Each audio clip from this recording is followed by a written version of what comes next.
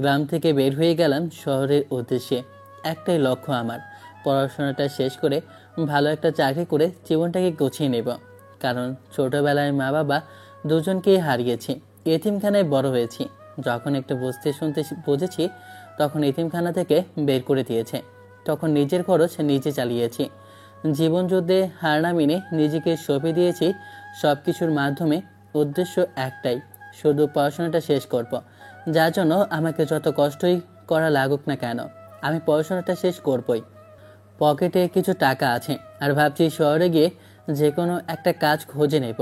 ভার্সিটিতে অনেক কষ্টে অ্যাডমিশন নিয়েছি আমার একজন পুরনো স্যারের মাধ্যমে। প্রায় আধা ঘন্টা অপেক্ষা করার পর একটা বাস এসে থামে। তখন কাউন্টার থেকে লোকটা বলে ওঠে, এই বাসে করে আপনাকে ঢাকা যেতে হবে। তার কিছু না ভেবে বাসে উঠে পড়ে হাতের টিকিটটা চেক করে দেখি লাস্টের কর্নারের সিটটা আমাকে দিয়েছে। কিছু না ভেবে ওখানে বসে পড়ি। গাড়িতে উঠেছি সন্ধ্যার দিকে। রাজশাহী থেকে ঢাকা যাব, যেতে তো একটু সময় লাগবেই। ভাবলাম ঘুম যেহেতু পাচ্ছে একটু ঘুমিয়ে নিই, তাই আমি ঘুমানোর জন্য চেষ্টা করলাম। আশেপাশে গাড়ির হর্ন বাজছে, এরপরে জ্যামজটের রাস্তা। কখন যে ঘুম চলে এসেছে নিজের অজান্তে নিজেও যায় না। আমি ঘুমিয়ে আছি, তখনই কারো হাতের স্পর্শে ঘুমটা ভেঙে যায়। চোখ খুলে আমি দেখি আমার সামনে একটা রূপসী মেয়ে দাঁড়িয়ে আছে। আমি যেন ওকে দেখে একদম নিস্তব্ধ হয়ে গেছি, কারণ এত সুন্দরী মেয়ে আমি কখনোই দেখিনি। তখনই মেয়েটি আমার উদ্দেশ্যে বলে ওঠে, এই যে শুনছেন, আপনাকে সে কখন থেকে ডাকছি। মানুষ কিভাবে মরার মতো ঘুমায় নাকি? আসলে আমি জানলার পাশে ছাড়া বসতে পারি না। আপনি কি আমাকে জানলার পাশটা দিয়ে এ পাশে বসে পারবেন? আমি না ওইখানে বসতে পারি না, সেই জন্যই আপনাকে বলছি। আমি গাড়িতে যেতাম, কিন্তু আমার গাড়িটা নষ্ট হয়ে গেছে, তাই বাধ্য হয়ে এই গাড়িতে উঠতে হয়েছে। এখন কি আপনি আমাকে সিটটা দিবেন? মেয়েটার কথায় আমি আর বাড়তি কোনো কিছু বললাম না। দাঁড়িয়ে মেয়েটাকে জানালার সিটটা দিয়ে দিলাম। মেয়েটা জানালার পাশে এসে বসলাম। আমি গিয়ে পাশের সিটে বসলাম। তখন আমি আর কিছু বললাম না। মেয়েটাকে দেখলাম, মেয়েটা একটা বই নিয়ে পড়তেছিল। মেয়েটার দিকে ভালো করে লক্ষ্য করে দেখলাম চোখে মোটা ফ্রেমের চশমা, চোখগুলো টানা টানা, মুখটা গোলগাল, মনে হচ্ছে কোনো অপসরী। মেয়েটাকে দেখেই তো মনে হয় না কোনো সাধারণ ঘরের মেয়ে, দেখে মনে হয় বেশ ভালো পরিবার থেকে এসেছে, হয়তোবা সমস্যার জন্য বাসে উঠেছে। আমি এসব নিয়ে আর চিন্তা করলাম না, কারণ আমি ভেবেচিন্তে দেখলাম এটা আমার সামর্থ্যের বাইরে। তাই আমি ঘুমানোর জন্য চেষ্টা করলাম। গাড়িটা যাচ্ছে ঢাকার উদ্দেশ্যে, গাড়িটা যাচ্ছে তার নিজের গন্তব্যস্থানে। আপনাদেরকে তো আমার পরিচয়টাই দেওয়া হলো না। আমি নিলয় চৌধুরী, আর আপনারা তো জানেন আমার এই পৃথিবীতে আর কেউ নেই। আমি ঢাকায় যাচ্ছি পড়াশোনার উদ্দেশ্যে, আর ওখানে একটা যদি ভালো চাকরি পাই ওটা দিয়ে আমার পড়াশোনাটা চালাবো। এই ভেবে আমি ঢাকার উদ্দেশ্যে যাচ্ছি। চোখ বন্ধ করে আমি শুয়ে আছি। ঘুমটা এখন আর আসে না, কারণ যখন ঘুমটা এসেছিল তখন মেয়েটা ঘুমটা নষ্ট করে দেয়। তার ফলে আমার আর দ্বিতীয়বার ঘুমটা আসে না। তখনই মেয়েটা আমায় উদ্দেশ্য করে বলে ওঠে, এই যে শুনছেন, আমাকে কি একটা হেল্প করবেন? আমি কিছু শুনেও না শোনার ভান করে চোখ বন্ধ করে আছি। তখনই আমাকে কোনো রেসপন্স করতে না দেখে মেয়েটা আমার হাত ধরে বলে ওঠে, এই যে শোনেন না, আপনি কি ঘুমিয়ে গেলেন? প্লিজ আমাকে একটা হেল্প করবেন, খুব জরুরি আমার। দেখুন, আমার সামর্থ্য নেই। আপনি আমার কাছে কি সাহায্য চাচ্ছেন আমি জানি না। যদি আমার সামর্থ্যের মধ্যে পড়ে তাহলে আমি করব, আর যদি না হয় তাহলে এখানে আমি কিছুই করতে পারবো না। ছেলেটার এমন কথা শুনে একটু বিরক্তই হলাম। বিরক্ত সুরে আবার বলে উঠলাম, ছেলেটাকে বলতে চাইছি, কিন্তু আশেপাশে লক্ষ্য করে দেখলাম একটা ছেলেকেও আমার সুবিধার মনে হচ্ছে না। তাই আমি ছেলেটাকে বলে উঠি, আসলে আপনার ফোনটা কি আমাকে দিবেন? আমি একটু আমার ফ্রেন্ডকে কল করে বলবো যে আমার আজকে আসতে একটু লেট হবে। আমার আজকে গাড়িটা নষ্ট হয়ে গেছে, তাই ওকে জানাতে হবে, কারণ ও তো আমার অপেক্ষায় বসে থাকবে, কারণ আজকে ওর জন্মদিন। আমি রাজশাহী এসেছি একটা কাজের জন্য, সে কাজটাই করতে আজকে অনেক লেট হয়ে যায়। তার উপরে আবার আমার গাড়িটাও নষ্ট হয়ে গেছে। মেয়েটার কথা শুনে আমি আর কিছু বললাম না। পকেট থেকে ফোনটা বের করে দিয়ে মেয়েটার উদ্দেশ্যে বলে উঠি, দেখুন, আমার ফোনে এতটা টাকা নেই যে আপনি বেশি সময় ধরে কথা বলতে পারবেন, তাই দয়া করে সবগুলো টাকা খরচ করে ফেলবেন না। আমি আর বাড়তি কথা মেয়েটাকে বলিনি, কারণ আমার সামর্থ্যে যা তাই আমি যদি এই টাকা পুরোটাই খরচ করে ফেলি তাহলে আমি আর টাকা এই মাসে ভরতে পারবো না। ছেলেটার দিকে একটু অদ্ভুত চোখে তাকালাম। ছেলেটা এই ফোনটা দিবে তার জন্য এত কথা? আমার ফোনটা অফ হয়ে গিয়েছে। আমার ফোনে তো কম করে হলেও 4-5 হাজার টাকা সবসময়ই লোড থাকে, কিন্তু ছেলেটার এমন কথায় কারণ আমি বুঝলাম না। ছেলেটাকে দেখে আমার থেকে জুনিয়র হবে বলেই মনে হয়, কম করে হলেও 3 বছরের জুনিয়র তো হবেই। তাই আমি ছেলেটাকে আর বেশি কিছু বললাম না। ওর থেকে ফোনটা নিয়ে আফসানাকে একটা কল করলাম। কল করতেই ওপাশ থেকে আফসানা কলটা ধরে বলে ওঠে, আসসালামু আলাইকুম, কে বলছেন? আমি নীলা বলছি। নাম্বারটা আমার না, আমি একজনের কাছ থেকে ফোন নিয়ে তোকে কল করছি। আসলে আমার ফোনের সাথে সাথে গাড়িটাও না অফ হয়ে গিয়েছে, তাই আসতে আমার অনেকটা লেট হয়ে যাবে। তুই পার্টিতে আমার জন্য অপেক্ষা করার কোনো প্রয়োজন নেই। হ্যাঁ, আমি এখন বাসে আছি, কত সময় লাগবে আমি নিজেও জানি না। আফসানার সাথে কথা বলতে বলতে কখন যে ছেলেটার টাকা সবগুলো শেষ করে ফেলেছি নিজেও জানি না। তখনই দেখি ফোনটা কেটে যায়। বুঝতে আর বাকি রইল না যে ফোনের ব্যালেন্সটা শেষ হয়ে গেছে। তখন ছেলেটার উদ্দেশ্যে বলি, আসলে সরি, আপনার মনে হয় টাকা শেষ হয়ে গেছে। সমস্যা নেই, আমি আপনাকে ফ্ল্যাক্সিলোড করে দেব। মেয়েটার কথায় আরও বেশি বিরক্ত হলাম। এমনি তো আমার টাকা শেষ করে ফেলেছে, এরপরে আবার বলছে আমাকে রিচার্জ করে দেবে। বিষয়টা কেমন অপমানজনক। তা আমি মেয়েটার উদ্দেশ্যে বলে উঠি, দেখুন ম্যাডাম, আমি গরিব হতে পারি, কিন্তু কোনো ফকির মিসকিন না যে আপনার কাছে আপনাকে কোনো সাহায্য করে তার উপর আবার অনুদান নেব। ছেলেটার এমন কথায় আমি একদম চুপ হয়ে গেলাম। মেয়েটা আর কিছু বলতে পারলো না, আমার কথা শুনে একদম চুপ হয়ে যায়। আমি আর কিছু না বলে চোখ বুজে ঘুমানোর জন্য চেষ্টা করলাম। ছেলেটার দিকে ভালো করে চোখ বুলিয়ে তাকিয়ে রাখলাম। দেখতে ছেলেটা খারাপ না, লম্বায় হয়তো বা 5 ফুট 7 হবে, মুখে খোঁচা খোঁচা দাড়ি, আর চোখে একটা কালো স্টাইলিশ চশমা। গায়ে কম দামের জামা কাপড়, মনে হচ্ছে কোনো গরিব ঘরের ছেলে হতে পারে। কিন্তু চেহারা দেখে কোনোভাবেই বোঝার উপায় নেই, কারণ ছেলেটার ফর্সা মুখ, তাই এমন অদ্ভুত একটা মায়া লুকিয়ে আছে যে কোনো মেয়ে ওর মায়ায় আটকে যাবে। এটা তো বাধ্যতামূলক। গাড়িটা চলছে নিজের আপন গতিতে। কত সময় হয়েছে জানি না, যখন চোখ খুলি তখন দেখি পাশে থাকা মেয়েটা আমার কাঁধে মাথা রেখে ঘুমিয়ে আছে। আমি কি করব কিছু বুঝে উঠতে পারলাম না। ভাবলাম সরিয়ে দিব, কিন্তু না, থাক, হয়তোবা ঘুমিয়ে আছে, তাই আর কিছু বললাম না। আমিও চুপ করে বসে রইলাম। ঘড়ির দিকে তাকিয়ে দেখি রাত প্রায় 12টা বাজে। এখন আবার ঘুম ভেঙে গেছে, আর মনে হচ্ছে না ঘুম আসবে। তখনই হঠাৎ করে বিপুল একটা শব্দ হয়। মেয়েটা ওই শব্দ শুনে ঘুম থেকে উঠে আমাকে জড়িয়ে ধরে। মেয়েটা এতটা ভয় পেয়েছে যে আমাকে শক্ত করে জড়িয়ে ধরে কেমন জানি না ঘামতে শুরু করে। দেখুন, তেমন কিছু হয়নি, দেখছি আমি কি হয়েছে।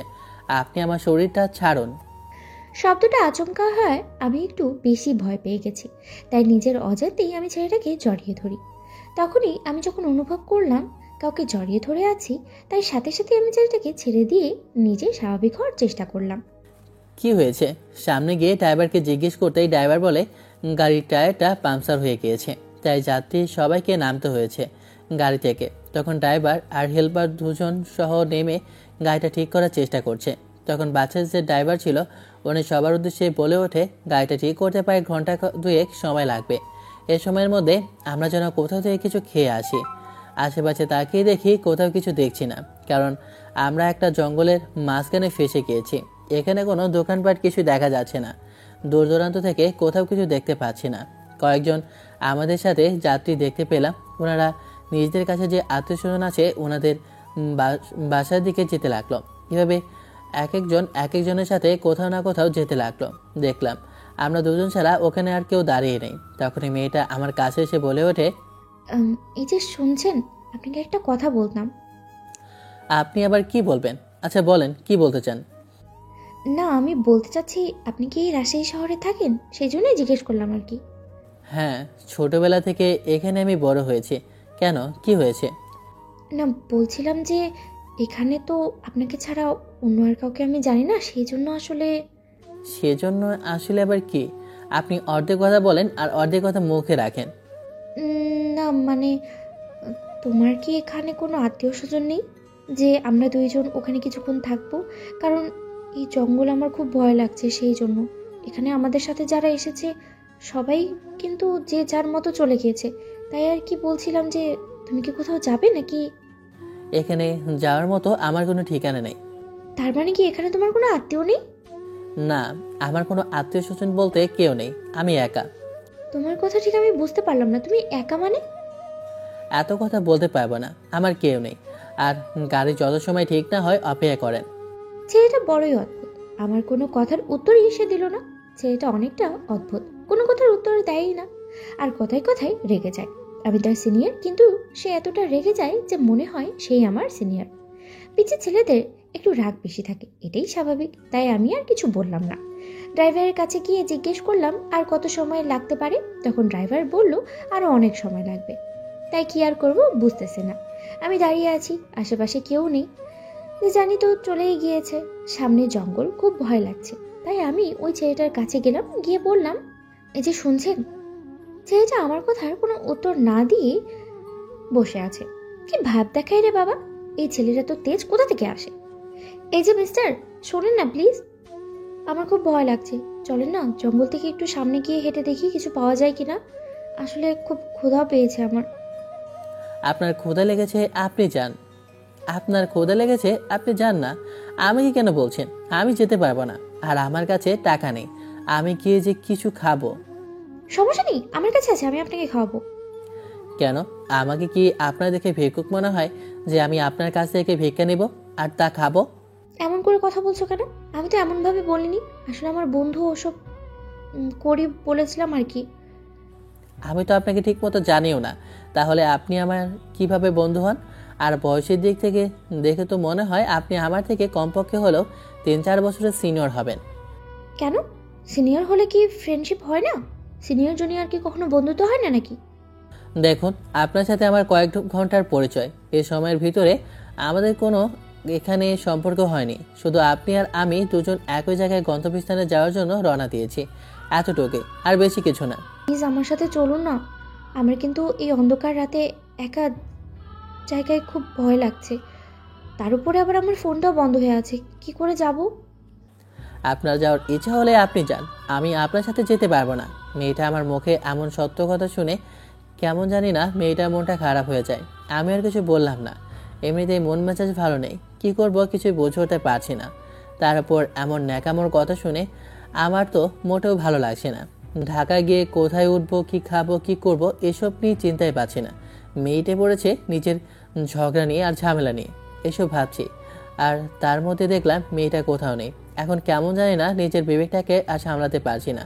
কাজটা মনে হয় ঠিক করলাম না। মেয়েটা মনে হয় একাই চলে গিয়েছে। মেয়েটা বলেছিল ভয় পায়। আমি অবশ্য মেয়েটার সাথে যাওয়াটা উচিত ছিল। একা একটা মেয়ে কোথাও যাবে না যাবে এ কথা মনে করে আমি সামনের রাস্তা ধরে হাঁটতে লাগলাম, মেয়েটা কোথায় গিয়েছে এটা দেখার জন্য। অনেকক্ষণ ধরে হাঁটলাম, কিন্তু মেয়েটার দেখা কোথাও পাচ্ছি না। যা বাবা, এত সময় ধরে এটা খুঁজছি, কিন্তু কোথাও তো খুঁজে পাচ্ছি না। এই সময়ের মধ্যে কোথাও আবার ওদা হয়ে গেল নাকি? জিন পড়ি নাকি ও? আমি রাস্তার এপাশ ওপাশ শুধু পাশে খুঁজতেছি আমি রাস্তার এপাশ ওপাশ শুধু খুঁজতেছি, কিন্তু মেয়েটাকে তো কোথাও দেখছি না। তখনই খেয়াল করলাম কারো গোগরারে শব্দ ভেসে আছে।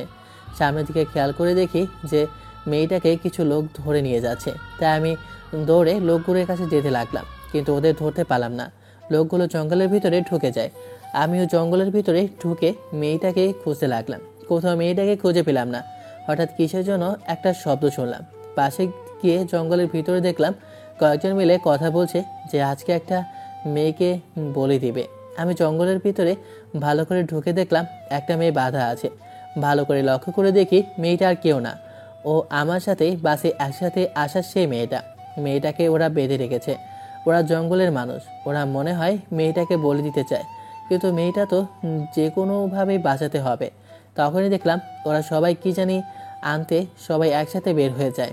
আমি ওই সুযোগে মেয়েটার কাছে যাই। দেখলাম মেয়েটা অজ্ঞান হয়ে পড়ে আছে।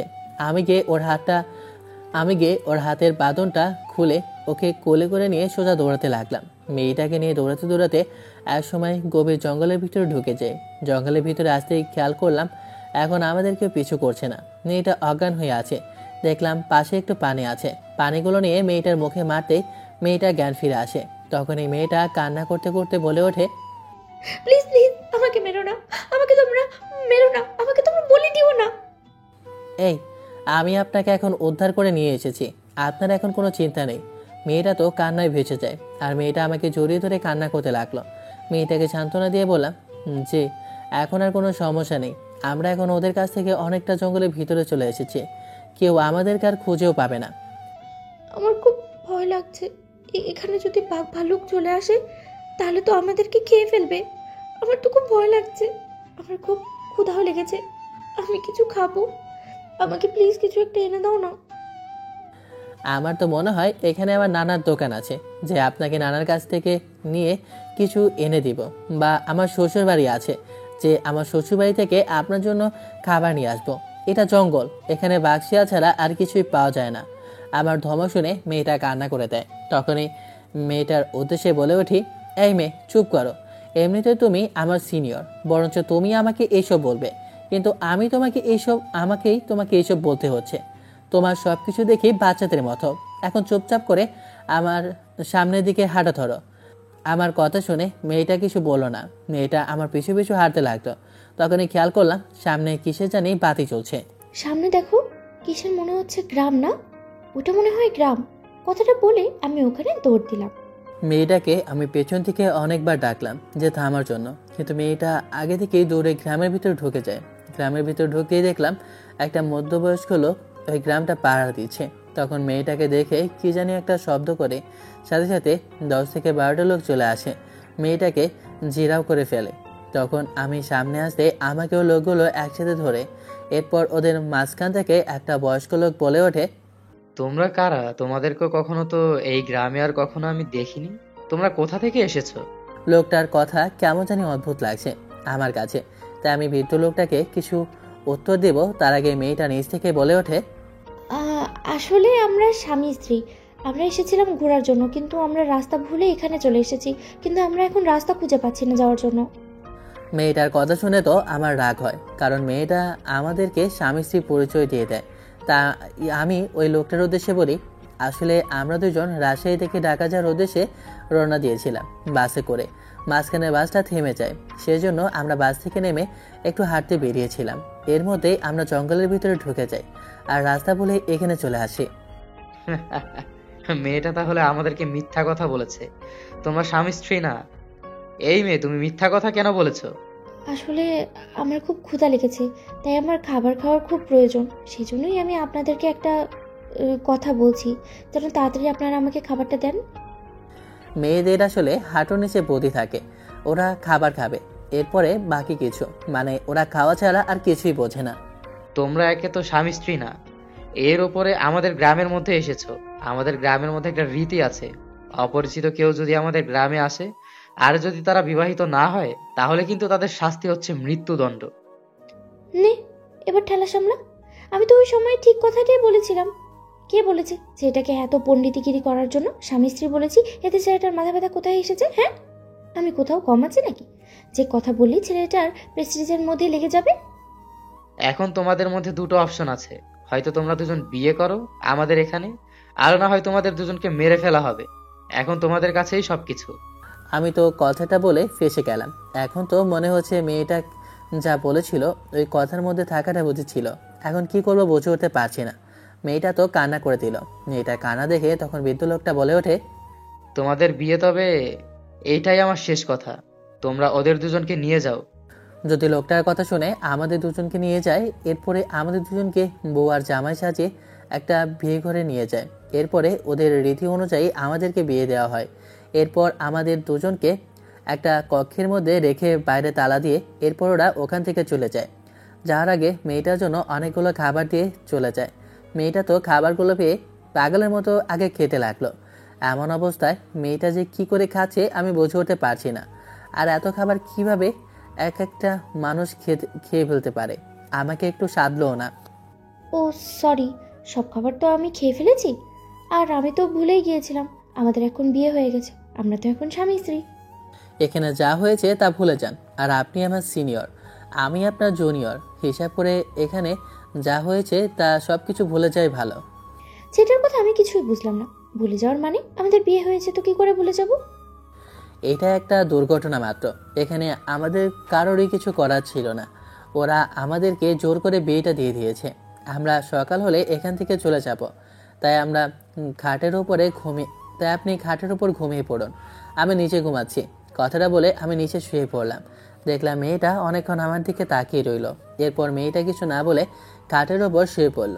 সকালবেলা ঘুম থেকে উঠতে দেখি ওই মহল্লার যত লোক ছিল সবাই আমাদের দরজার সামনে এসে দাঁড়িয়ে রইল। তখন আমি আর ওই মেয়েটা দুজন বের হই। তখন ওই বৃদ্ধ লোকটা আমাদের উদ্দেশ্য করে বলে ওঠে, তোমরা খুবই ভাগ্যবান, তোমাদের কারণে আমাদের গ্রামের মধ্যে একটা শান্তি ফিরে পেয়েছে। তোমরা যদি আজকে না আসতে আর তোমাদেরকে যদি আমরা না বিয়ে দিতে পারতাম, তাহলে হয়তোবা আমাদের এই শান্তিটা কখনো ফিরে আসতো না। আমাদের পূর্বপুরুষ বলেছিল যে এমন একজন কেউ আসবে যাদের আমরা যদি আমাদের এই মোল্লার ভিতরে বিয়ে দিতে পারি, তাহলে আমাদের আবার সেই সুখ শান্তিগুলো ফিরে আসবে। এসব কথা আমি বিশ্বাস করি না, তাই আমি খুব বিরক্ত হচ্ছিলাম। তখন দেখলাম মেয়েটা ওই লোকগুলোর সাথে কিভাবে মিলেমিশে কথা বলছে। আমি শুধু বারে বারে লোকটাকে বলতে যাচ্ছি কিভাবে এখান থেকে বের হওয়া যায়।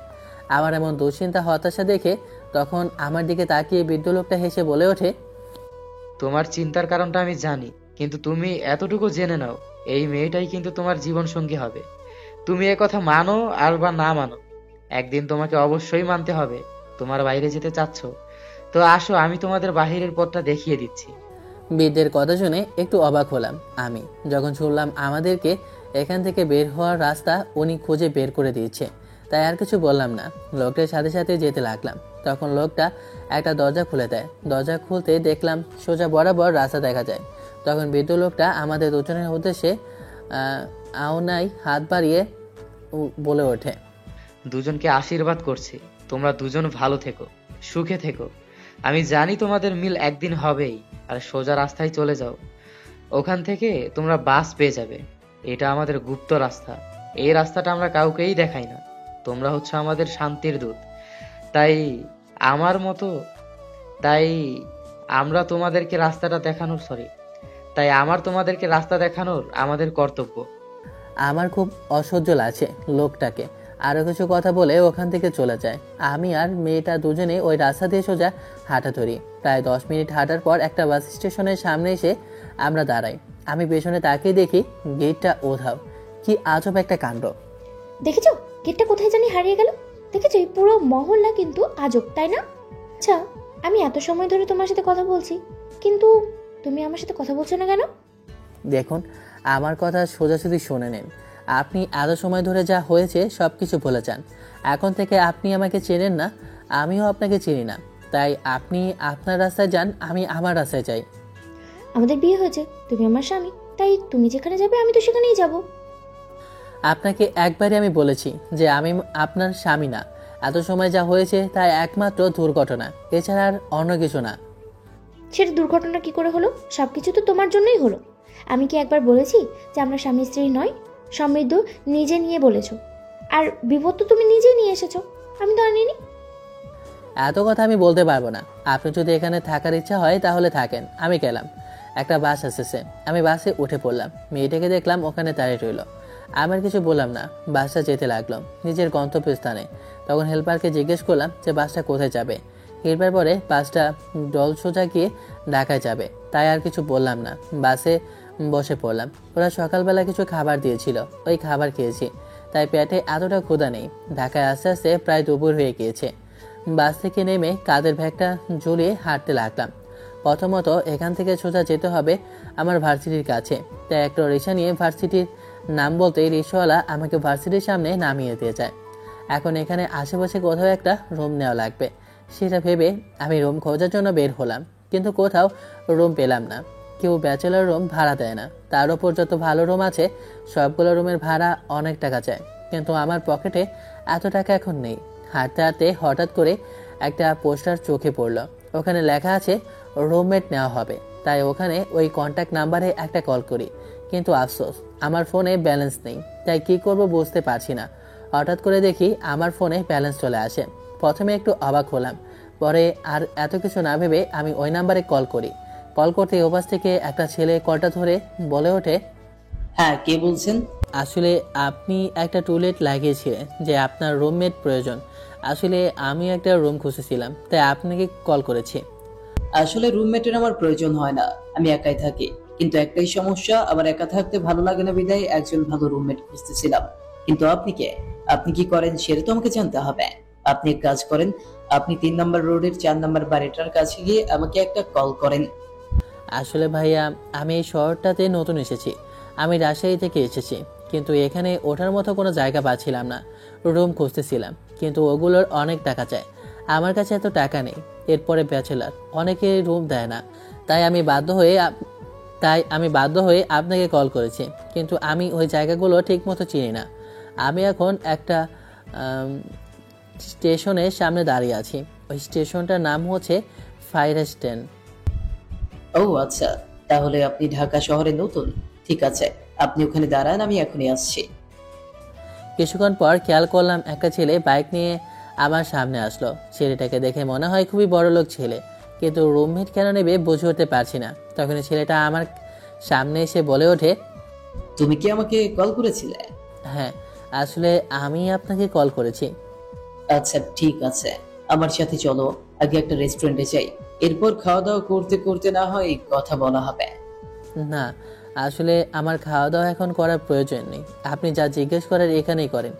যদি আপনার ভালো না লাগে তাহলে আমাকে নেওয়ার প্রয়োজন নেই। আসলে আমার বড় রেস্টুরেন্টে খাওয়ার মতো টাকা নেই, তাই ছেলেটাকে কথাটা বললাম। আরে এই ফুটপাতের মধ্যে কথা বলতে কেমন জানি লাগে, তুমি এখানে দাঁড়িয়ে কি কথা বলবে? চলো আমার সাথে চলো, তাহলে ওখানেই কথা হবে। দেখুন ভাই, আমার কাছে শুধু আপনার রুম ভাড়া দেওয়ার মতোই টাকা আছে। আমি যে রেস্টুরেন্টে গিয়ে কিছু খেয়ে টাকা দিব, সেই টাকাটা আমার কাছে আপাতত নেই। তাই আমি এখন রেস্টুরেন্টে যেতে পারবো না। তোমাকে কে বলেছে টাকা দেওয়ার জন্য? টাকা আমি দিব, সমস্যা নেই, তুমি চলো আমার সাথে। না ভাই, আপনি আমার কোনো চেনা জানা কেউ না যে আমি আপনার থেকে খেতে যাব। তোমার এই কথাগুলো আমার কাছে ভালো লেগেছে, আই লাইক ইউ। ঠিক আছে, বলো তুমি কোথায় থাকো? না মানে বলতে চাচ্ছি, তুমি ঢাকায় এখানে কি জন্য এসেছ, আর কি কাজে বা এসেছ? আসলে আমি এখানে ঢাকা ইউনিভার্সিটিতে অ্যাডমিশন নিয়েছি, আর আমি এখানে থেকেই পড়াশোনা করতে চাই। তোমাকে দেখে তো মনে হয় না তুমি এত বড় একটা কলেজের মধ্যে চান্স পেতে পারো। জানি না, হয়তো বা নসিবে ছিল তাই হয়েছে। তোমার রেজাল্ট কত? GPA 5। আমার কথা শুনে ছেলেটা মনে হয় 300 ভোল্টের শখ খেলো।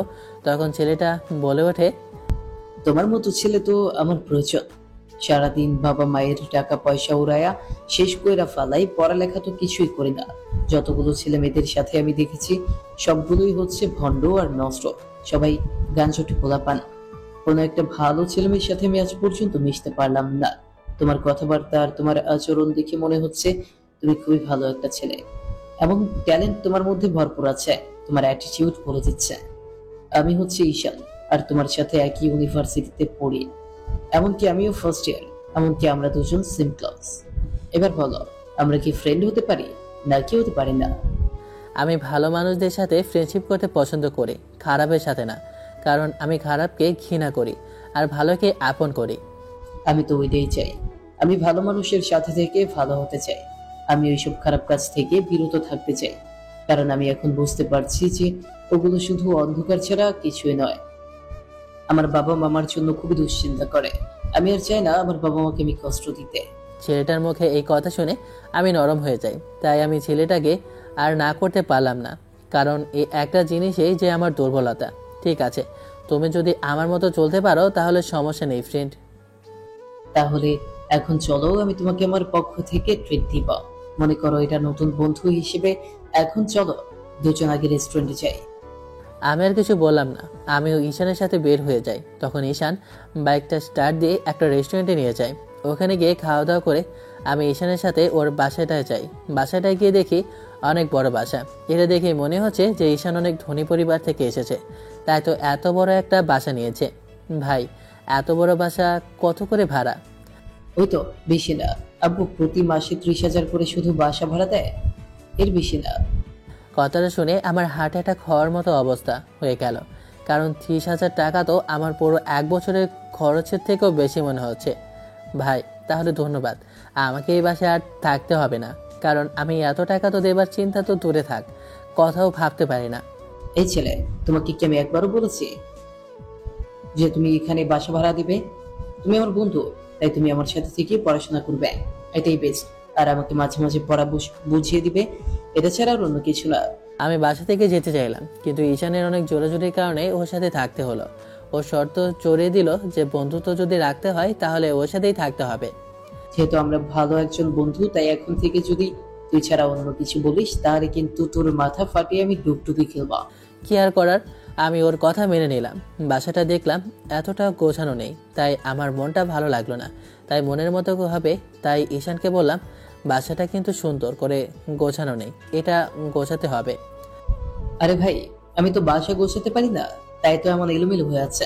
এই নে, এখানে সবকিছু আছে। ঈশান আমাকে বাসায় গোছানো যা যা প্রয়োজন সব কিছু এনে সামনে এনে দিল। আমি দেখে অবাক, কারণ ওর কি নেই, সব কিছুই আছে, কিন্তু ও সাজাতে পারছে না। তাই আমি ঈশানকে সাথে নিয়ে পুরো বাসাটা সুন্দর করে সাজালাম। পুরো বাসাটা দেখে ঈশান তো বলে ওঠে, ভাই, তুই তো দেখি অস্থির সাজাতে পারিস, পুরো বাড়িটা কি সুন্দর করে ফেললি।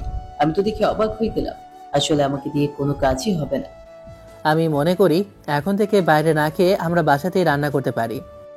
আরে আমার আব্বু তো সবসময় আমাকে ভরপুর টাকা দিয়ে দেয়, যে যেখানে ইচ্ছে সেখানে খাওয়ার জন্য। বাইরে যদি খাবার খাওয়া হয় তাহলে কিন্তু পেটের অনেক সমস্যা হবে। তাই আমি মনে করি বাসার ভিতরে রান্না করাটাই বেটার। ঠিক আছে বন্ধু, তাহলে আজকে থেকে আমরা দুজনেই রান্না করব। তুই আমাকে রেস্টুরেন্টে খাওয়াইছিস, তাই আজকে দুপুরে খাবারটা আমি বানাবো। কথাটা বলে ওর কাছে আমি আমার যে টাকাটা ছিল তাগুলো হাতে দিয়ে বললাম বাজার করে নিয়ে আসতে। দেখ ভাই, তোর আমার এখন টাকা দেওয়ার কোনো প্রয়োজন নেই। আমি তোকে বলছি, যখন তুই চাকরি করবি তখন তুই আমাকে একসাথে ভালো করে পেট ভরে ট্রিট দিয়ে দিবি, তাহলেই হয়ে যাবে। ঈশান আমার পকেটে টাকাগুলো গুঁজে দিয়ে ও বাজারে চলে যায়। কিছুক্ষণ পর বাজার নিয়ে আসে। এরপর দুই বন্ধু মিলে আমরা রান্না করি। এরপরে রাতে খাওয়া দাওয়া করে দুজনে শুয়ে পড়ি, কারণ দুজনে আগামীকাল সকালে ভার্সিটি যাওয়ার জন্য রওনা দিব। সকালবেলা আমি আর ঈশান দুজনে রেডি হয়ে ভার্সিটির উদ্দেশ্যে রওনা দিলাম। ঈশানের বাইকে করে আমি ভার্সিটি দিয়ে গেলাম। প্রায় 10 মিনিট পর আমরা ভার্সিটিটার সামনে এসে পৌঁছালাম। গেট থেকে ভিতরে অংশটা আমি ভালো করে দেখছি।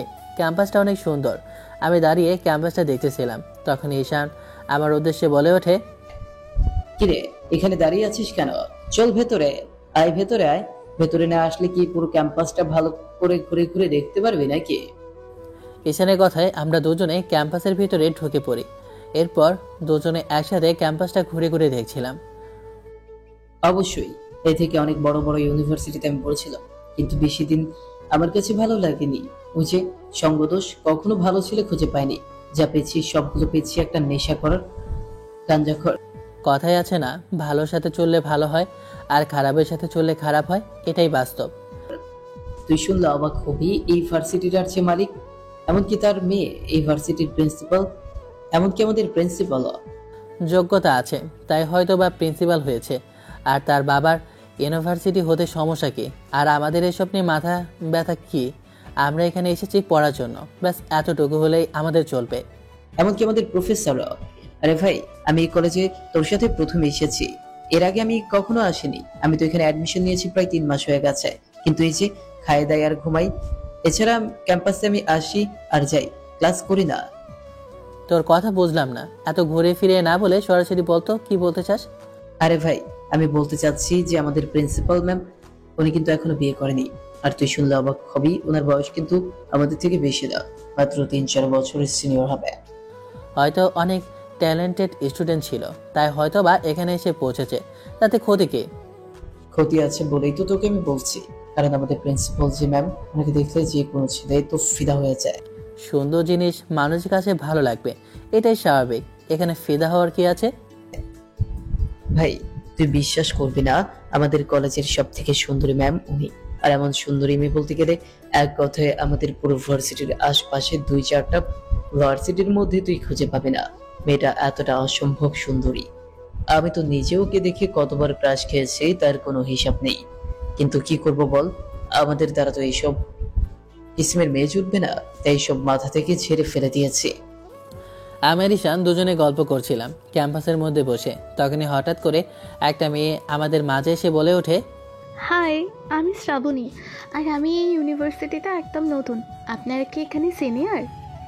হ্যাঁ হ্যাঁ, আমি সিনিয়র। কি জানতে চান বলুন, আমি এখানে সব জানি। আপনি এখানে নতুন এসেছেন, কিন্তু আপনাকে তো র্যাক দেওয়া হয় নাই। আপনাকে তো র্যাক দেওয়া লাগবে আগে। প্লিজ ভাইয়া, আমার সাথে এমন করেন না, আমি এখানে নতুন এসেছি। ঈশানের কর্মকাণ্ড তো আমি দেখে শুধু হাসেছি। ঈশান ওই মেয়েটাকে আবার বলে ওঠে, না না, এসব বললে তো আমি আপনাকে ছাড়ছি না। এক কাজ করুন, আপনি এসে আমার মাথাটা একটু টিপে দেন, এরপরে না হয় দেখতেছি আপনার বিষয়টা। হো, শুধু এতটুকু? এতে আর সমস্যা কি? ঠিক আছে, আমি আপনার মাথা টিপে দিচ্ছি।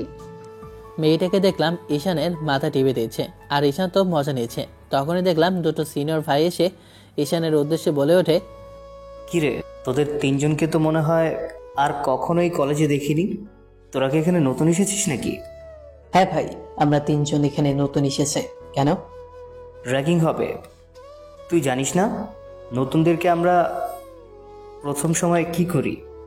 মেয়েটা তো এমনটা দেখে রেগে যায়। তখন মেয়েটা রেগে বলে ওঠে, তার মানে আপনি কোনো সিনিয়র না?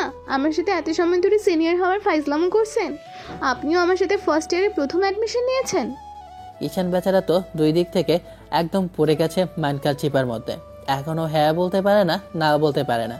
একদিকে সিনিয়র ভাই, অন্যদিকে ওই মেয়েটা। ও কোথায় যাবে এসব শুনে সেই সিনিয়র ভাইয়াটা বলে ওঠে, প্রথমে কি করি?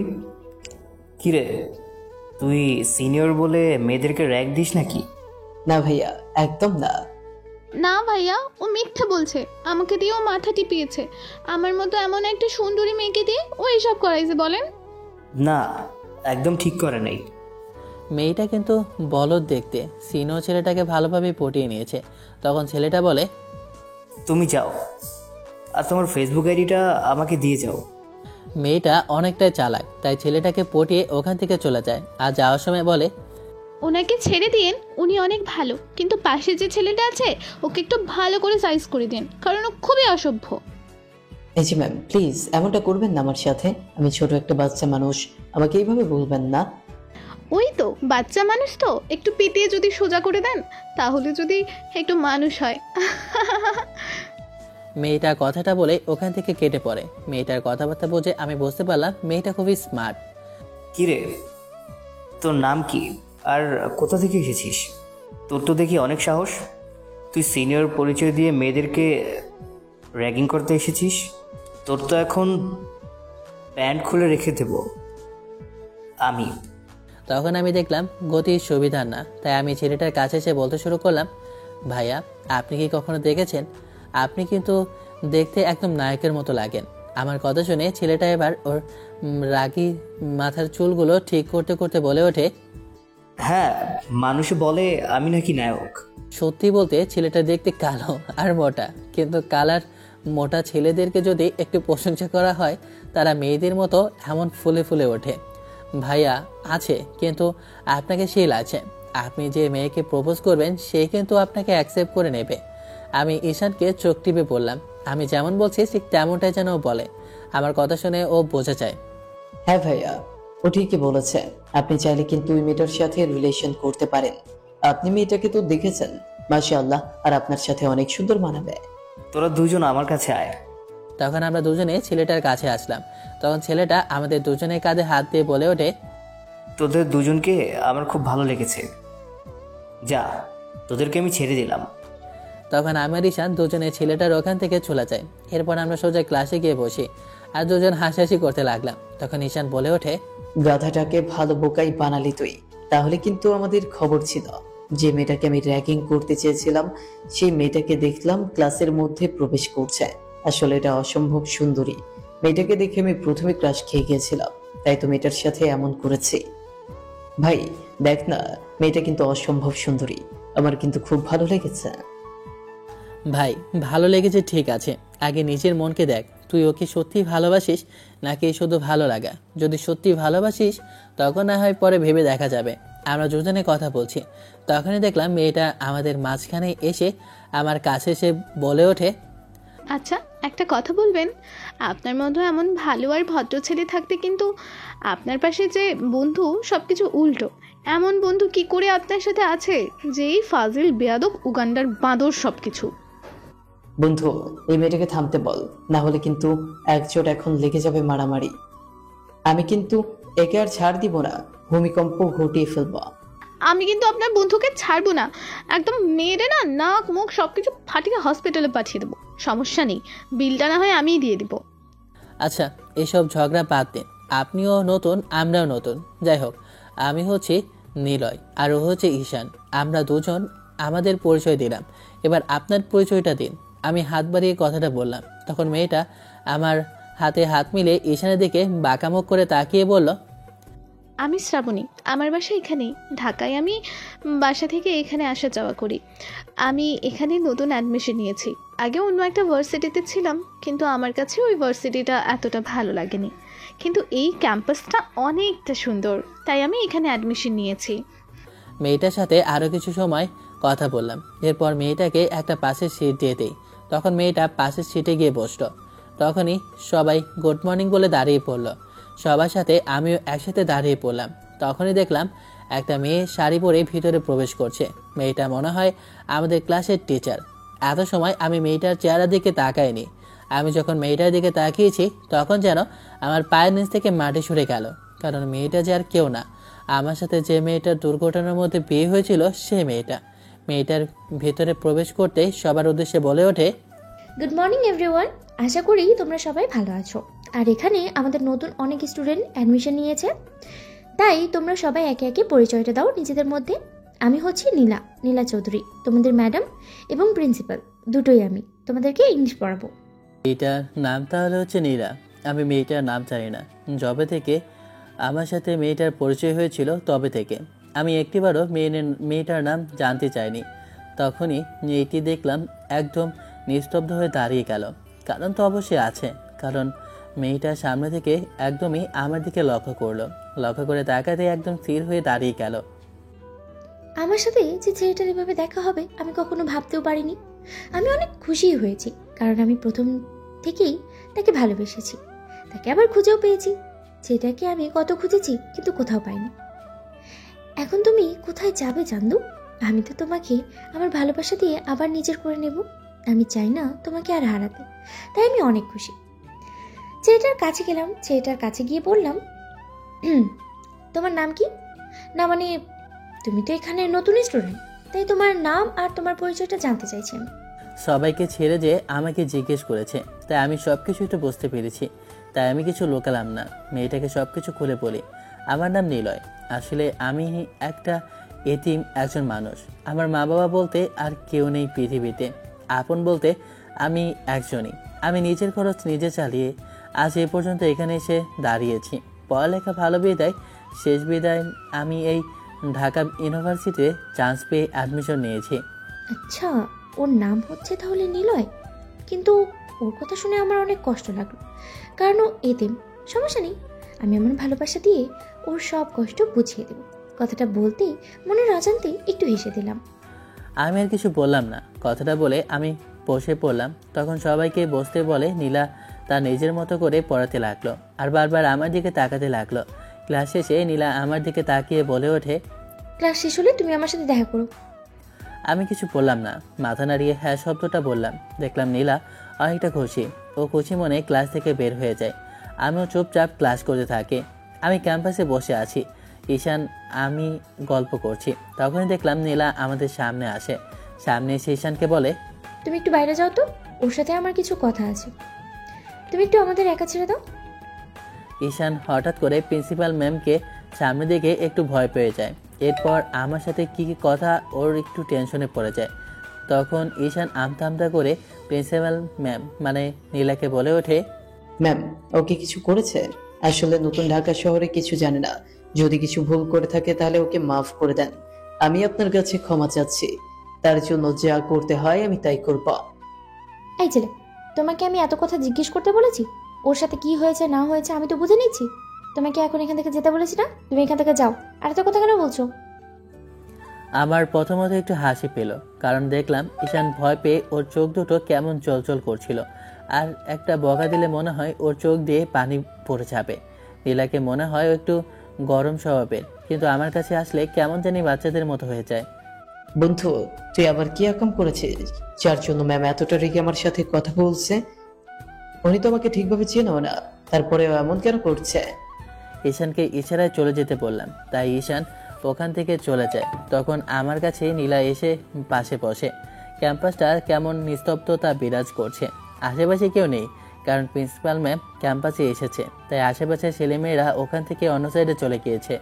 তখন নীলা আমার কাছে এসে ও আমার পাশে বসে বলে ওঠে, তোমাকে আমি অনেক খুঁজেছি কিন্তু কোথাও পাইনি। অবশেষে আল্লাহ তাআলা আমার কথা শুনেছে, আবারও তোমাকে আমার কাছে ফিরিয়ে দিয়েছে। আজ আমি অনেক খুশি। আপনি এমন করছেন কেন ম্যাম? আপনি আমার একই তো সিনিয়র, তার থেকে বড় কথা আপনি আমার টিচার। তার জন্য আপনাকে আমি সম্মান করছি, কিন্তু আপনি আমার সাথে এমন করবেন না। আমি কি ভুল বললাম? দেখুন, আমাদের সাথে যা ঘটে গিয়েছে তা একটা অ্যাক্সিডেন্ট ছাড়া অন্য আর কিছু না। আমি বলছি এসব এখন চিন্তা করাটা বোকামি হবে, তাই আমি এসব নিয়ে ভাবছি না। কিন্তু সত্যি আমি তোমাকে ভালোবাসি। আবার কিছু বললাম না। ওখান থেকে সোজা উঠে বাসায় যাওয়ার উদ্দেশ্যে রওনা দিলাম।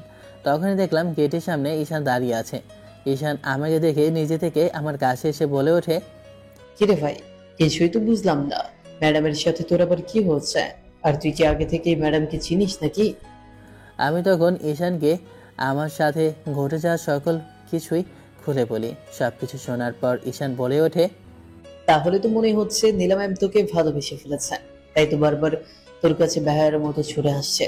কিন্তু তাকে তুই ইগনোর করছিস কেন সেটাই তো বুঝতে পারছি না। ধরতে গেলে আমরা স্বামী স্ত্রী। আমাদের বিয়ে যেমনই হোক না কেন, আমি ওর জুনিয়র হই বা আমার সিনিয়র হোক, আমরা দুজন স্বামী স্ত্রী, এটা মানতে আমি বাধ্য। আমি এতিম, আর নীলার বাবা মা যদি আমাকে না মানতে পারে তাহলে আমি কি করব বল? সেজন্য আমি কারো কাছে অপমানিত হতে চাই না বলে এই সম্পর্কটাকে রাখতে চাই না। এমনটা না যে আমি নীলাকে পছন্দ করি না। তোর কথা শুনে আমি বুঝতে পারছি তুইও নীলা ম্যামকে ভালোবাসিস, কিন্তু তোর এই অবস্থার জন্য যদি তোর মা বাবা পরিবার যদি না মানে, সেই ভয় তুই ওকে তোর কথাটা বলছিস না। বিষয়টা ঠিক এরকমই, কিন্তু এখন আমার কিছু করার নেই। আমি পরিস্থিতির শিকার। আমার এখন ভালো কোনো জব নেই। আমি ওকে যে কি করে হ্যাপি রাখবো বল? নীলার কথায় আমি খুব কষ্ট পেলাম, তাই আমি আর ক্যাম্পাসে দাঁড়িয়ে না থেকে সোজা বাসায় চলে আসলাম। বাসায় মন খারাপ করে ঢুকতেই তখন আব্বু বলে ওঠে, কি হয়েছে মা? তুই দেখছি আমি যবে দেখছি রাজশাহী থেকে এসেছিস, কবে থেকে তোর মনটা খুবই খারাপ। তুই আমাকে খুলে বল মা, কি হয়েছে তোর? মা মারা যাওয়ার পর বাবাই আমাকে ছোটবেলা থেকে মানুষ করেছে। বাবা কোনোদিন আমাকে মায়ের অভাবটা বুঝতেই দেয়নি। বাবার এত বড় বিজনেস থাকা সত্ত্বেও সব সময় আমাকে সময় দেওয়ার জন্যই চেষ্টা করেছে। হাজারটা মিটিং আর হাজারটা কাজ থাকা সত্ত্বেও সবসময় আমার পাশে এসেই দাঁড়িয়েছে। দেখ মা, তুই কান্না করিস না।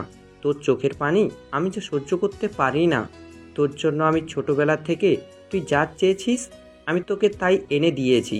আমার এত কোটি কোটি টাকা, এত টাকা দিয়ে আমি কি করব যদি তোর সুখটাই আমি না কিনে নিতে পারি? তুই পড়াশোনাটা শেষ করে চেয়েছিলি তুই একটা ভার্সিটিতে পড়াবি, তাই আমি এই ভার্সিটিটা ঢাকা শহরের মধ্যে সব থেকে বড় যে ভার্সিটি, ওটা আমি নিজের নামে করে নিই। আমি শুধু তোর একটু হাসি চেয়েছি, আর কিচ্ছু না। তাই তো ভার্সিটিটা আমি শুধু তোর জন্য কিনেছি, কারণ তুই ওখানে পড়াবি, ওটাই আমি চাই। ছোটবেলায় একটু যা চেয়েছিস আমি তোকে তাই এনে দিয়েছি। তোর কোনো কিছুই আমি কমতি রাখি নাই। তুই ছোটবেলায় তোর মাকে হারিয়েছিস, আমি চেয়েছি তোর জন্য একটা মা আনতে, কিন্তু পরে মনে হলো যদি সে ভালো না হয়, তাই তোর জন্য আমি তোর মা হয়েছি। আমি তোকে মা বাবার ভালোবাসা দুটোই দিয়েছি, কোথাও তোকে কমতি রাখিনি। তাহলে বাবা, তোর চোখের পানি আমি কিভাবে সহ্য করব বল? আমি যে তোর চোখের পানি কখনো সহ্য করতে পারি না। তুই বল না তোর কি হয়েছে? আব্বুকে জড়িয়ে ধরে কান্না করতে করতে পুরো বিষয়টা খুলে বলি। সবকিছু শুনে আব্বু রেগে বলে ওঠে, কি করে হয় আমার মেয়েকে না বলার? তাকে তো আমি ছাড়বো না। তাকে আমি তোর পায়ের কাছে হাত পা বেঁধে নিয়ে আসবো। ওর সাহস হয় কি করে আমার মেয়েকে না বলার? না বাবা, তোমার কিছু করার প্রয়োজন নেই। আমি ওকে আমার ভালোবাসা দিয়ে আমার আপন করে নেব, তুমি চিন্তা করো না। ঠিক আছে মা, তুই চিন্তা করিস না। আমি তোর উপর কোনো কথা বলবো না, কিন্তু তোর যদি কিছু হয় তাহলে কিন্তু আমি নিজেকে আর শান্ত রাখতে পারবো না।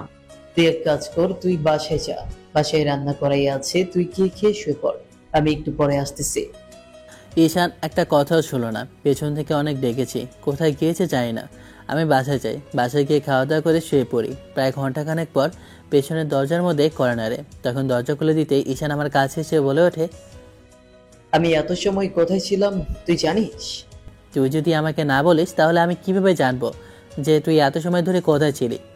আরে ভাই, আমি নীলা ম্যামের সম্পর্কে সবকিছুই জেনেছি। আসলে নীলা ম্যাম মানে ওনার বাবা আছে, আর ওনার বাবা আমাদের শহরের সব থেকে ধনী একজন ব্যবসায়ী। নীলার বাবা সব সময় নীলার কথা শুনে, নীলা যাই বলে তাই নীলার বাবা করে। ছোটবেলা থেকে নীলা যা বাহানা করে তাই নীলার বাবা পূরণ করে।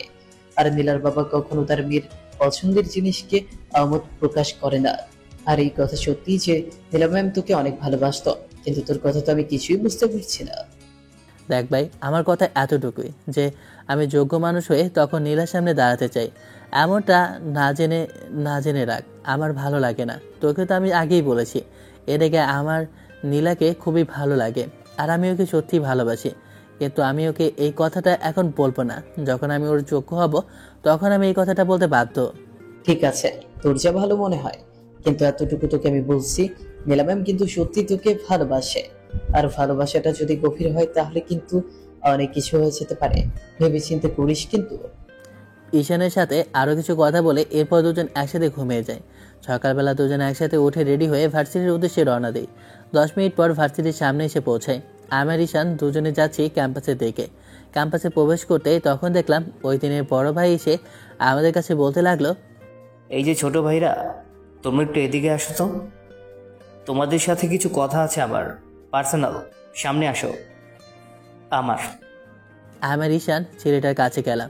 ছেলেটার কাছে যেতে ছেলেটা আমাদের কাদের মধ্যে হাত রেখে বলতে শুরু করে, আসলে ওই দিন যে মেয়েটাকে দেখেছিলাম না তোমাদের সাথে, ওই মেয়েটাকে না, আসলে আমার ওই মেয়েটাকে খুব মনে ধরেছে, খুব ভালো লেগেছে, কিন্তু মেয়েটাকে যে কীভাবে বলবো বুঝে উঠতে পারছি না। কেন ভাই, আপনি আবার মেয়েটাকে কি বলতে চান? আপনার কথা তো আমি কিছুই বুঝতেছি না। আরে ছোট ভাই, মেয়েটাকে আমার ভালো লেগেছে, তাই আমি ভাবছি ওর সাথে রিলেশনে যাব। মেয়েটাকে তো সে কবে ফ্রেন্ড রিকোয়েস্ট দিয়েছি, কিন্তু মেয়েটা তো দেখছি আমাকে অ্যাকসেপ্ট করতেছে না। বুঝতেছি না, মেয়েটা কি আমার সাথে কথা বলতে চায় না? যখনই ওকে ডাকবো আমাকে এড়িয়ে চলে। তাই ভাবছি আমি মেয়েটাকে এখন প্রপোজ করে দিব, কিন্তু আমার ভয় লাগছে। তাই ভাবছি তোমাদেরকে দিয়ে পাঠাবো। ভাই, আপনার কি মাথা খারাপ? দুনিয়ায় কি মেয়ের অভাব পড়েছে? আপনি যে এই মেয়েটাকে আপনার জীবন সঙ্গিনী হিসেবে বেছে নিয়েছেন, ভাই আপনার কি মান সম্মান বলতে কিছু নেই? এই ছেলে, তুমি এসব কি বলছো? ঠিকভাবে কথা বলছো তো? বসে আছো তো, নাকি অজ্ঞান হয়ে এভাবে কথা বলছো? মাথা যদি ঠিক না থাকে তাহলে এখনই আমি পিটিয়ে ঠিক করে ফেলবো। কার সাথে কথা বলছো তুমি বুঝে শুনে বলতেছো তো? আরে ভাই, আমি বুঝে শুনে এমনকি জ্ঞানী কথাগুলো বলতেছি। আমি হুঁশিয়ে আপনাকে এই কথাগুলো বলছি। মেয়েটার কিন্তু দোষ আছে। মানে কি বলতে চাও তুমি? দোষ আছে মানে সমস্যাটা কি বুঝলাম না আমি। আরে ভাই, আসলে মেয়েটা খেতার মধ্যে দেয়, আর আপনি এমন একটা মেয়েকে বিয়ে করবেন, আপনাকে তো সবাই বলবে হিসু করা বউ বিয়ে করে নিয়ে এসেছে। এটা বললে আপনার মান সম্মান থাকবে? ঈশান যে এমন কথা বলবে আমি মোটেও প্রস্তুত ছিলাম না। আমি তো অন্য পাশে তাকিয়ে হাসতে লাগলাম, কারণ আমাদের হাসি থামছেই না।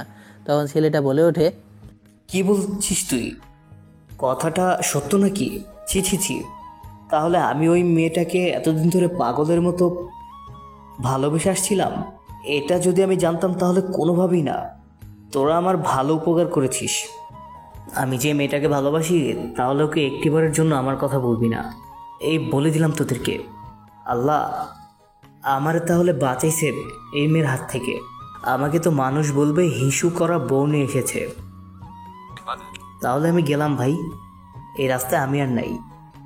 আপনি একদম নিশ্চিন্তে থাকুন, আমরা আপনার এই সিক্রেট কথা কখনোই বলবো না। ঈশান আর আমি তো দুজনে হাসতে হাসতে শেষ। তখন পেছন থেকে কোথা থেকে শ্রাবণী এসে বলে ওঠে, কি ব্যাপার, এই ছেলেটা আমাকে দেখে এভাবে দৌড়ে পালিয়ে গেল কেন? ও তো সবসময় আমার পিছে পিছে ঘুরঘুর করতো আর কথা বলার জন্য চেষ্টা করতো, কিন্তু আজকে আমাকে দেখে এভাবে দৌড়ে পালালো কেন? আর আমি দেখেছি আপনার এই বন্ধুকে আমার নামে জানি কি বলেছে। আপনি বলুন তো, আমার নামেও কি বলেছে? তখন ছেলেটাকে যা বলেছে তা আমি বলতে যাব, তখন ঈশান আমার মুখটা চেপে ধরে আর বলতে বারণ করে, এই তোমার কিন্তু আমি মাথা ফাটিয়ে দেবো। নিলয় ভাইয়া, তুমি বলো তো কি হয়েছে? আমি তখন ওকে সবকিছু খুলে বলি। ঈশান সবকিছু দেখে আর শুনে ও আর নাই, দৌড় দিতে যাবে তখনই শ্রাবণী, হনুমানের বাচ্চা, তুই আমাকে কি বলছিস? আমি খেতাই হিসু করে দিই? ওই ছেলে, কি তুই এইসব বলছিস? হ্যাঁ, আজকে তোর খবর আছে, দাঁড়া। তখনই শ্রাবণী আমাকে মারার জন্য তারা করতে লাগলো। হঠাৎ করে শ্রাবণী কিসের সাথে ধাক্কা খেয়ে আমার গায়ের উপর পড়ে যায়, আর শ্রাবণের ঠোঁট আমার ঠোঁটের সাথে মিলে যায়। আমরা তো দুজনের দিকে প্রায় 10 মিনিটের দিক মতো তাকিয়ে আছে, কারণ এটা যে একটা রোমান্টিক সিন হয়ে গিয়েছে। কিরে ভাই, এটা তো কোনো মুভির শুটিং চলছে না যে এত সময় ধরে দুজনকে জড়িয়ে রাখবে। এটা বাইক বাই ক্যাম্পাস, সবাই কিন্তু এখানে দেখছে। আমরা দুজন স্বাভাবিক হয়ে যাই। এরপর দেখি শ্রাবণীর লজ্জায় মুখ লুকাতে লাগলো। তখন নিলয়কে পাশে নিয়ে আমি দৌড়তে শুরু করি। ভাই, তুই কি একটু বুঝিয়ে বল না যে আমি ওকে ভালোবাসি, কারণ আজকে এই ছেলেটা ওকে ভালোবেসে কালকে অন্য একটা, পরে দেখা গেছে পরশুদিন ওকে অন্য একটা ছেলে নিয়ে যাবে। তখন আমি কি করব? বসে বসে কান্না করব? তুই একটু কিছু কর না প্লিজ। তখন ঈশান আমার কাছে হাত জোর করে কথাগুলো বলতে লাগলো।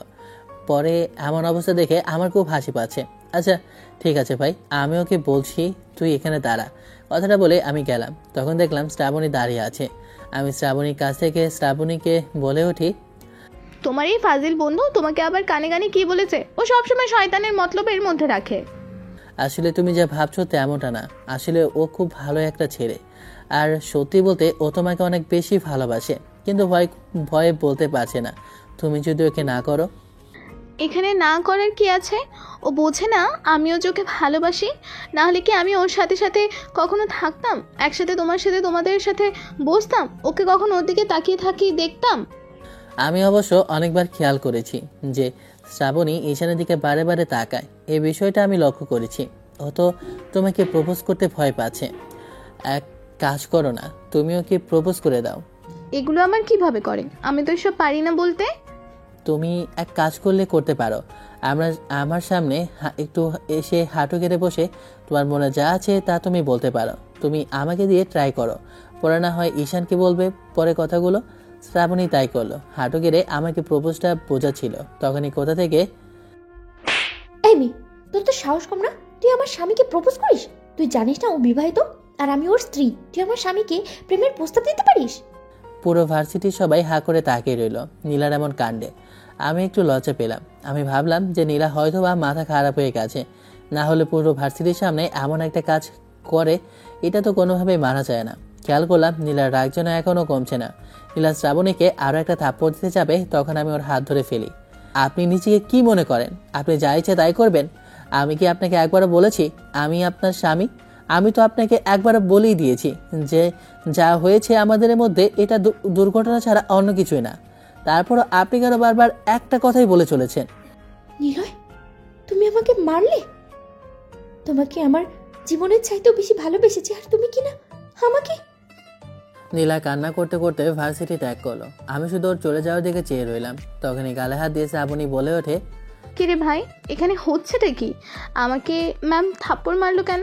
আর এসব কি বলে গেল? পুরো ভার্সিটির সবাই তো তাকিয়ে রইলো আমাদের দিকে। গালটা খুব ব্যথা করছে, গায়ে কি জোর মাইরি। এত সময়ের মধ্যে ঈশানও আমাদের কাছে চলে আসলো। এসে বলে ওঠে, ভাই, হয়েছে কি? তোকে ম্যাম আবার থাপ্পড় মারলো কেন? তুই আবার কি করেছিস? তখন ঈশানকে সবকিছু বলি, আর শ্রাবণীকে আমার সাথে যা ঘটে গেছে সবকিছু খুলে বলি যে আমার সাথে কি হয়েছিল। সবকিছু শুনে শ্রাবণী বলে ওঠে, তাহলে তো মনে হচ্ছে তোমার ভালোবাসাটা অনেক গভীর পর্যন্ত চলে গেছে। এখন কি হয় আল্লাহই জানে। তুমি তো এখন পেরেছো একটা ঝামেলার মধ্যে। ধুর, এসব চিন্তা করে লাভ নেই। আমাদের দিকে ভার্সিটির ছেলে মেয়ে তাকিয়ে রয়েছে, এখন এদিকে থাকাটা উচিত হবে না। চল, ক্লাসের সময় হয়ে গিয়েছে, আমরা সবাই ক্লাসে যাই। ওই সময় আমার মাথা কাজ করছিল না, তাই আমি মেরে দিয়েছি ওকে। আচ্ছা বাদ দে, এখন চল আমরা ক্লাস করি। আসলে নিলয়, তুই হয়তো বা কাজটা ঠিক করিসনি। ম্যামের গায়ে হাত তোলাটা তোর উচিত হয়নি। ক্লাস শেষ করে বের হব, তখনই হাতের ফোনটা বেজে ওঠে। দেখলাম একটা আননোন নাম্বার, তাই আমি রিসিভ করলাম না। 2-3 বার কল দেওয়ার পর রিসিভ করতে ওপাশ থেকে কান্না সুরে একজন বৃদ্ধ লোক বলে ওঠে, বাবা, তুমি এখনই ঢাকা হসপিটালে চলে আসো। আমার মেয়ে নীলার অবস্থা ভালো না। আমি তোমার কাছে হাত জোড় করে বলছি, তুমি এখনই ঢাকা মেডিকেল হসপিটালে চলে আসো। নীলার কথাটা শুনতে আমি যেন আকাশ থেকে পড়ে গেলাম। আবার কি হয়েছে নীলার? আমার কিছুই হয়নি তো? কেন আবার কে বা কল করেছে যে হসপিটালে আসার জন্য? কিরে, তুই ভাবে স্থির হয়ে দাঁড়িয়ে রইলি কেন? কি হয়েছে আবার? কে জানি কল করে বললো নীলা নাকি ঢাকা হসপিটালে। কি বলছিস? কি, তাড়াতাড়ি চল। কথাটা শুনে আমি আর ঈশান দুজনে ঢাকা হসপিটালে চলে যাই। ওখানে গিয়ে ওই বৃদ্ধ লোকটার কথা অনুযায়ী 5 নম্বর কেবিনে সারানো চাই। ওখানে গিয়ে দেখলাম একজন মাঝবয়সী লোক বাইরে দাঁড়িয়ে আছে আর কান্না করছে। আমি ওনার কাছে গিয়ে জিজ্ঞেস করলাম, নীলার কি হয়েছে? আমার নীলা কি হয়েছে?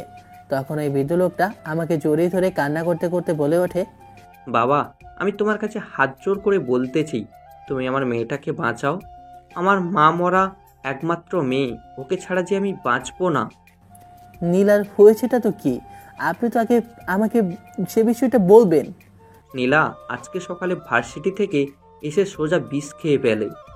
কথাটা শুনে আমার যেন পায়ের নিচ থেকে মাটি সরে যেতে লাগলো। আমার যেন বাম পাশটা ব্যথা আর যন্ত্রণা করতে লাগলো। আমার যেন বুকটা থুপথাপ করে শব্দ হওয়া শুরু করলো। তখনই বৃদ্ধ লোকটা আমার উদ্দেশ্যে আবারও বলে ওঠে, বাবা, আমার মেয়েটা তোমাকে অনেক বেশি ভালোবাসে, তুমি আমার মেয়েটাকে বাঁচাও।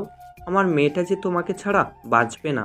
আমি তোমার কাছে হাত জোর করে বলছি, আমার যত সম্পত্তি আছে সব কিছু তুমি তোমার নামে লিখে নাও, তারপরেও তুমি আমার মেয়েটাকে ঠিক করে দাও। আমার মেয়ে ছাড়া যে আমার এই পৃথিবীতে আর কেউ নেই। তখন আমি নীলার বাবাকে সান্ত্বনা দিতে লাগলাম। এর মধ্যে ডাক্তার কেবিন থেকে বের হয়ে আসে। ডাক্তারকে দেখে নীলার বাবা ছুটে গিয়ে ডাক্তারকে বলে ওঠে, ডক্টর, আমার মেয়ের কি অবস্থা? আমার মেয়ে বাঁচবে তো? দেখুন, আমরা ওর পেট থেকে সম্পূর্ণ পরিমাণে লিকুইড বের করে ফেলেছি। আপনার মেয়ে এখন কিন্তু সুস্থ আছে, কিন্তু আপনার মেয়ে পাগলামো করছে। নিলয় নামের যে ছেলেটা আছে, ওকে যদি না নিয়ে আসা হয় তাহলে হয়তোবা আপনার মেয়ে পাগল হয়ে যেতে পারে। কথাটা শুনে নীলার বাবা আবারও ছুটে আসে আমার কাছে। এসে আমার পা ধরতে যাবে। আঙ্কেল, আপনি আমার বাবার মতো, আপনি সব কি করছেন? আমিও নীলাকে অনেক বেশি ভালোবাসি, কিন্তু আমি ওর কাছে যোগ্য পাত্র হতে চেয়েছিলাম। কিন্তু নীলা যে এমন একটা কিছু করবে আমি কখনো ভাবতে পারিনি। বাবা, তুমি শুধু আমার মেয়েটাকে বাঁচাও, আমি আর কিচ্ছু চাই না।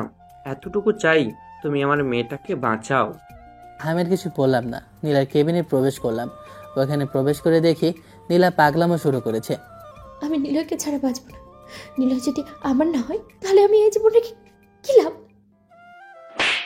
আমি ঠাস করে নীলাকে একটা থাপ্পড় দিলাম। তখন নীলা আমার দিকে তাকালো। আমি নীলাকে জড়িয়ে ধরে কান্না করে দিলাম।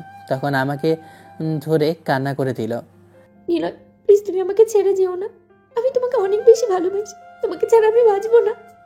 এত বড় একটা সিদ্ধান্ত নেওয়ার আগে একটি বড় আমার কথা ভাবলে না, যে আমি তোমাকে ভালোবাসি কি ভালোবাসি না? তা না শুনে তুমি এত বড় একটা কাজ কি করে করলে? সরি। কান ধরো, আর এমন কাজ কখনো করবে না, বলো। ঠিক আছে, এমন কাজ আমি আর কখনো করবো না। তুমি এখন বলো, আমাকে ভালোবাসো? হ্যাঁ, আমি আমার পাগলেটাকে অনেক বেশি ভালোবাসি, কিন্তু আমি তোমার যোগ্য হয়ে তোমার সামনে আসতে চেয়েছিলাম, কিন্তু ওই সময়টা তো তুমি আমাকে হতেই দাওনি। তুমি যেমন আছো তেমনই আমার কাছে চলবে, এর থেকে বেশি আমি কিচ্ছু চাই না, এতেই আমার হবে। আমিও আমার পাগলটাকে জড়িয়ে ধরে কান্না করে দিলাম। কিছুক্ষণ পর নীলাকে হসপিটাল থেকে রিলিজ দিয়ে দেয়। নীলাকে বাসায় নিয়ে আসে। এরপর নীলার বাবা আমার আর নীলার ধুমধাম করে বিয়ে দিয়ে দেয়। আমাদের ভালোবাসা আরেকটা পূর্ণতা পেয়েছে। আমরা দুজনে এখন অনেক সুখে আছি। আমি এখন মাস্টার্স শেষ করে নীলার বাবার ব্যবসা বাণিজ্য দেখাশোনা করছি। নীলা এখনও তার পছন্দের সেই জবটাই করছে। আমাদের এখন 5 বছরের সন্তান আছে। আমাদের বাচ্চার নাম রেখেছি ছায়া। ছায়া আমাদের আদরের সন্তান। যাই হোক, এত সময় ধরে তো খেয়াল করলাম না যে আপনারা এত সময় ধরে কি দেখছেন। আমাদের বাচ্চা কাচ্চা হয়ে গেছে, পেমেন্ট মিল হয়ে গেছে, তারপরেও আপনারা এখনো বসে আছেন। চান বাসে গিয়ে ঘুমান, যত সব চেষ্টা বলাই পান। তো ভালো থাকবেন, আল্লাহ হাফেজ, টাটা বাই বাই, আপনার কথা হাফেজ।